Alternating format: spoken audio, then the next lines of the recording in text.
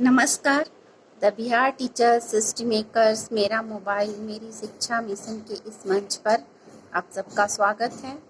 मैं अर्चना आर्यानी फिर से अपनी क्लास में उपस्थित हूँ। आइए हमेशा की तरह क्लास की शुरुआत एक सुविचार से करते हैं। जिसके पास धैर्य है वह सब कुछ पा सकता है। तो आइए हम भी धैर्य के साथ अपनी शिक्षा के लक्ष्य की प्राप्ति की ओर अग्रसर हों और अपनी क्लास की शुरुआत करते हैं। पिछले वीडियोस में हमने आहार श्रृंखला, आहार जाल और ऊर्जा प्रवाह इत्यादि टॉपिक के बारे में चर्चा की थी। आज का हमारा टॉपिक है जैव आवर्धन और मानव तथा उसका पर्यावरण। जब हम कृषि कार्य करते हैं तो फसलों की उत्पादकता बढ़ाने के लिए हम विभिन्न प्रकार के रासायनिक उर्वरकों का उपयोग करते हैं ताकि फसल की मात्रा अधिक से अधिक उत्पन्न हो सके। उन फसलों के रखरखाव के लिए और कीड़े मकोड़ों के से बचाव के लिए हम कीटनाशकों का भी उपयोग करते हैं। ये कीटनाशक जहरीले रसायन होते हैं।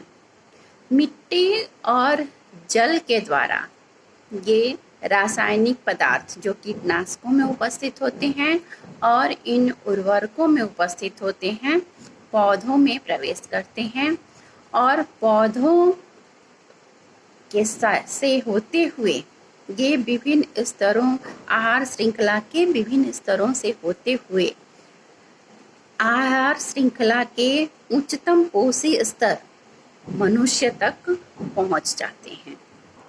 आहार श्रृंखला के प्रथम पोषी स्तर से उच्चतम पोषी स्तर तक इन रासायनिक पदार्थों की मात्रा क्रमशः बढ़ते जाती है।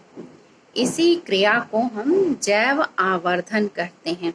Bio magnification. आवर्धन का अर्थ होता है बढ़ जाना, बड़ा हो जाना। तो इस क्रिया में जैव आवर्धन में या बायो मैग्निफिकेशन में रासायनिक पदार्थों की मात्रा क्रमशः उच्चतम श्रेणी के जीवों में या उच्च श्रेणी के पोषी स्तर जो है उच्चतम पोषी स्तर जैसे मनुष्य हैं इनमें लगातार बढ़ते जाती है। प्राथमिक द्वितीय तृतीय पोषी स्तरों में धीरे धीरे इनकी मात्रा बढ़ते हुए मनुष्य तक इसकी मात्रा काफी अधिक हो जाती है और यही क्रिया तब जैव आवर्धन कहलाती है। ये रासायनिक पदार्थ नॉन बायोडिग्रेडेबल होते हैं अर्थात ये अनिम्नीकरणीय जैव अनिम्नीकरणीय होते हैं। इन्हें सरलतम रूप में नहीं तोड़ा जा सकता है किसी भी प्रकार से।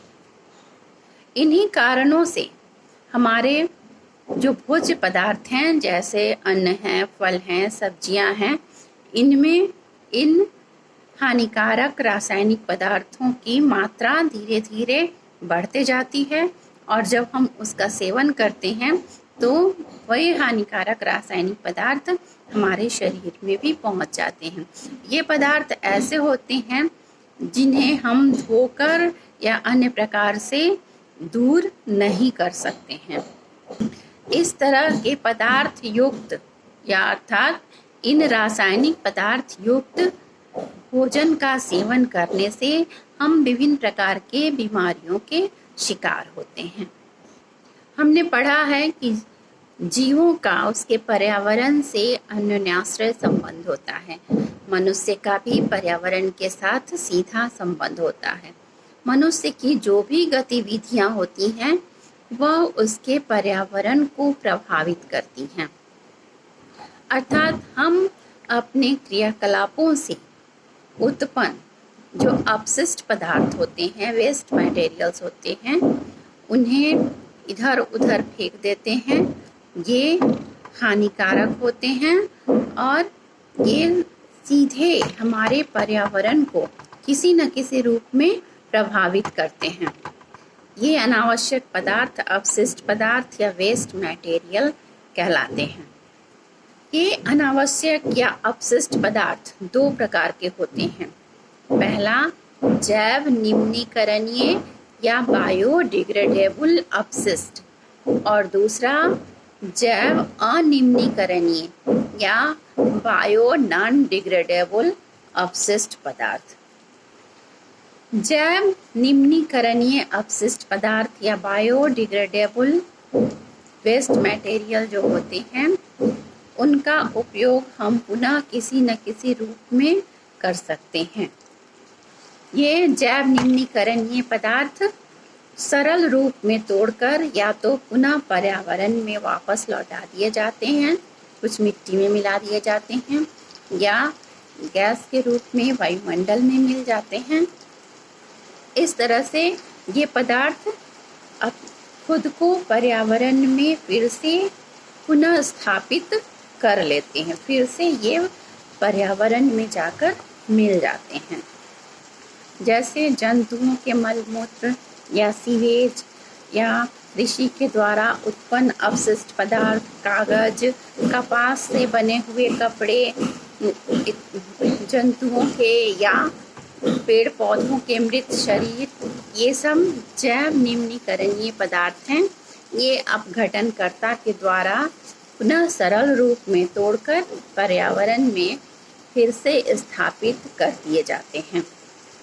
अब दूसरा प्रकार है जैव अनिम्नीकरणीय बायो नॉन डिग्रेडेबल मटेरियल्स। ये ऐसे हानिकारक पदार्थ या प्रदूषक पदार्थ होते हैं जो अपनी उपस्थिति को हमेशा बनाए रखते हैं। इन्हें सरल रूप में तोड़कर फिर से पर्यावरण में स्थापित नहीं किया जा सकता है, अर्थात ये नष्ट नहीं होते हैं। जैसे विभिन्न प्रकार के पेस्टिसाइड्स, इंसेक्टिसाइड्स, डीडीटी, आर्सेनिक, शीशा, प्लास्टिक, कुछ रेडियोधर्मी पदार्थ, ये सब नॉन बायोडिग्रेडेबल होते हैं, जैव अनिम्नीकरणीय पदार्थ होते हैं। ये वायुमंडल में प्रदूषण उत्पन्न करते हैं। आज के लिए बस इतना ही, फिर मिलते हैं अगले वीडियो में। धन्यवाद।